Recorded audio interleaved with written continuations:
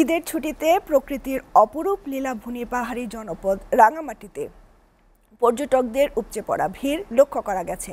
পুরো শহরের বেশিরভাগ হোটেল মোটেলগুলো বুকিং রয়েছে। শহর জুড়ে পর্যটকদের আনাগোনা বহুগুণ বেড়ে গেছে।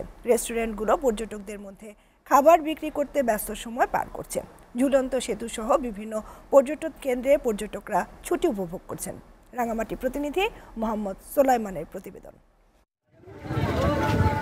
দেশের বিভিন্ন স্থান থেকে ভ্রমণ পিপাসু পর্যটকরা রাঙামাটির পর্যটনের ঝুলন্ত সেতু থেকে বিভিন্ন পর্যটন কেন্দ্রে প্রাকৃতিক সৌন্দর্য উপভোগ করতে ভিড় জমাচ্ছেন।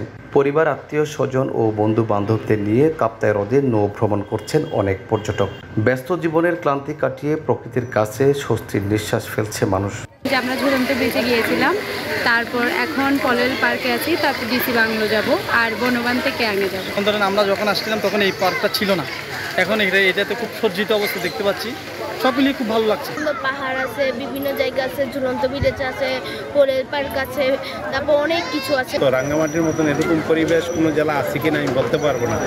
জেলার পর্যটনের আকর্ষণীয় স্পটের মধ্যে রয়েছে ঝুলন্ত সেতু, রাজবন বিহার, জেলা প্রশাসনের বাংলো, বীরশ্রেষ্ঠ মুন্সি আব্দুর রউফের সমাধি, পুলিশের পলেল পার্ক, কাপ্তাই সড়কের অপরূপ সৌন্দর্য।